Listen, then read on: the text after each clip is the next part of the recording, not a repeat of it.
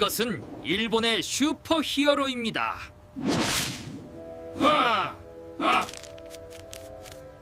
이것은 한 나라에서 만들어진 슈퍼 히어로입니다.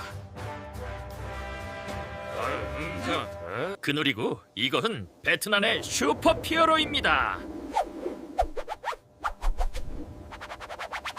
정의에 따르면 슈퍼 히어로는 특별한 능력을 가진 사람, 인간의 한계를 능가드는 존재입니다. 즉, 인간이면서 초원적인 존재입니다. 다음에 갑살고 아우감고 서둘러 낚아챈시나 좋다더라. 하지만 어떤 사람들은 슈퍼 히어로가 아이들이 보는 영웅을 지킴한다고 말입니다. 구체적으로는 여러 색깔의 몸에 딱 붙는 옷을 입고 함께 싸우는 5명의 팀을 말합니다. 그것을 슈퍼전대라고 부릅니다. 슈퍼전대는 1975년부터 지금까지 이어져 오고 있습니다. 너무 오래되어서 저와 동공인 많은 친구들이 미금은 슈퍼 히어로 영화에 출연할 수 있을 정도입니다. 지금 슈퍼 히어로의 수가 너무 많아서 타노스가 미국 대신 일본에 왔다면 어벤져스 엔드게임은 그렇게 길지 않았을 겁니다. 숙련의 역사를 거치었지만 슈퍼전대의 몸티프는 여전히 매우 간단합니다. 지구 어디가에 괴물무리가 나타납니다. 그러면 어떤 불운한 사람이 우연히 봉인을 풀거나 우주에서 지구로 옵니다. 그는 힘이 솟구쳐서 넘쳐서 받아줄 줄 몰랐죠. 그는 그녀가 죽을 게 두려보지 않았지만 그는 그녀를 살려야 했습니다. 그들은 변신할 힘을 부여받아 괴물을 죽입니다. Meet the heroes, General Sharma and the monsters she commands. But look, the giant awakens. It's morphing time. Here comes the robot. 그는 고 위험한 상황을 겪었던 사람들은 구조되어 점차 회복하게 됩니다. 이 간단한 몸티프는 지난 수십 년간 대부분의 영화에서 반복되었습니다. 너그러운 사람들은 영화의 정신을 유지했다고 말하고 까다로운 사람들은 변화를 거부한다고 말합니다. 최근 몇 년 동안 슈퍼전대가 제국정으로 변화를 시도하자 본질을 잃었다고 비난합니다.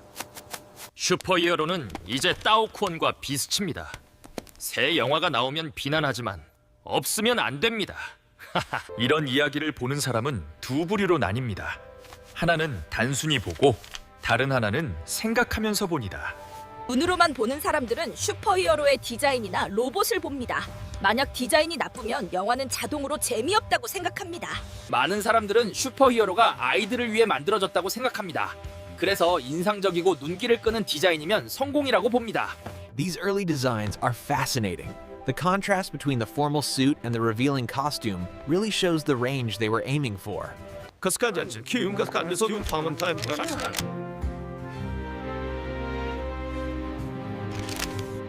기본 사용자, 학생들을 위한 제품으로 300만 동부터 시작하며 큰 화면과 1080p62Hz의 강력한 배터리를 자랑합니다. 거의 이틀 동안 편안하게 사용할 수 있도록 최적화되었으며 18W 고속 충전도 지원합니다. 6.88인치 대형 HD 플러스 디스플레이와 120Hz 주사율로 유튜브, 넷플릭스에서 영상이나 영화를 편안하게 시청하고 게임을 쉽게 조작할 수 있습니다. 헬리오 G81 울트라 칩과 4GB 램을 탑재하여 전호, 카톡, 페가스프, 게임, 사진 쇼룸, 영어 가막 등 일상적인 작업을 빠르게 처리합니다. 128GB 모델은 300만 동에 불과합니다. 셀폰연에서 12개월 침수 보증 패키지와 3개월 무이자 할부, 선수금, 이자, 수수료 없는 혜택을 누리세요. 자세한 내용은 댓글 상단의 링크를 클릭하거나 130개 셀폰넷 매장을 방문하여 오라이로 빠르게 구매하세요. 계속해서 영상입니다. 1975년에 저는 아직 단세포 상태였기 때문에 제가 처음 본 슈퍼히어로 시리즈는 가오레인저였습니다. 말할 필요도 없이 가오레인저는 매우 유명합니다. 보지 않은 사람들도 알 정도로 유명합니다. 그리고 변신해서 괴물과 싸우는 모든 사람을 가오레인저라고 부릅니다. 이들이 싸우는 이상은 재미있습니다. 생명이 있는 곳에 정의가 있기 때문입니다. 즉, 묘지에서 세우면 가오레인저는 분명히 집 것입니다. 옛날에 우리 동네에서 가오레인저 놀이를 하면 가오레드와 가오실버는 항상 가장 많이 다투는 역할이었습니다. 가오실버는 너무 유명해서 그의 이름을 뒤엔 효과까지 있습니다. 악당편에서 매우 강했던 캐릭터가 갑자기 선한 편으로 돌아서면 엄청나게 얻어맞는다는 내용입니다. 예전에는 이런 캐릭터를 정말 좋아했는데 지금도 많은 사람들이 여전히 좋아합니다. 하지만 그들의 가오실버는 AK와 랩을 할 줄 알랍니다. 사람들은 종종 예상치 못한 선택의 상황에서 무엇을 선택할지 고민하게 됩니다. 저는 숲에 있는 남자들이 이런 짓을 할 것이라고 확신합니다.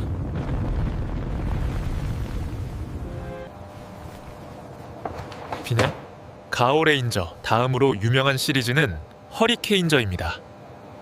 저는 이 영화가 전달하는 메시지가 끔 마음에 듭니다. 공출을 열심히 하면 슈퍼히어로가 될 기회를 얻을 수 있다는 것입니다.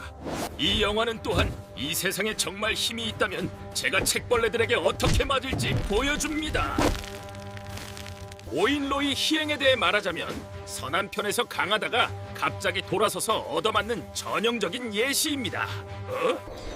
하지만 사람들은 여전히 그 상징적인 장면만 기억합니다. 나중에 영화에는 초록색 단자가 등장합니다.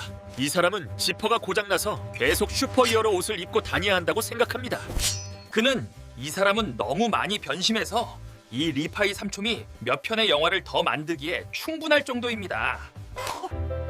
이 커뮤니티에는 오랫동안 전해 내려가는 두 가지 흥미로운 이야기가 있습니다. 첫째, 슈퍼히어로가 변신할 때 괴물들은 무엇을 할까요?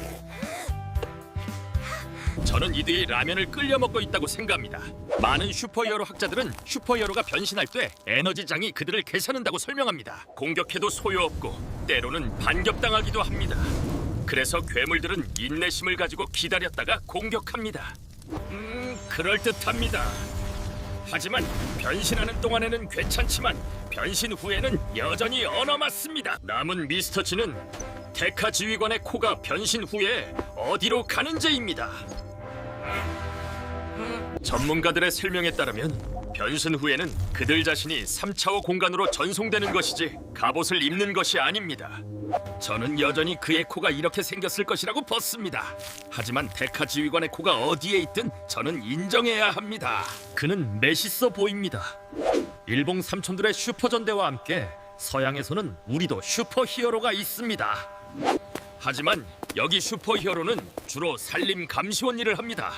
그래서 파워레인저라고 불립니다. 이 팀은 다양한 문화에서 발전해왔고 배우들 역시 여러 배경을 가지고 있습니다. 하지만 사실 파워레인저도 시즌1에서는 아주 잘했습니다. 그는 곧 명성을 30년 동안 우려먹었습니다. 제 생각에 파워레인저 시즌1이 높이 평가받는 것은 이해하기 쉽습니다. 시청자들에게 중독성 있는 요소가 있는 유인한 시즌이기 때문입니다. 파워레인저의 몸티프도 매우 간단합니다. 주로 일본 원작 슈퍼전대 시리즈의 모티프를 가져와 서양 가족 시트캔 스타일로 각색한 것입니다. 그는 원작 슈퍼전대의 모든 전투 장면을 추가하고 하이야 소리를 더했습니다.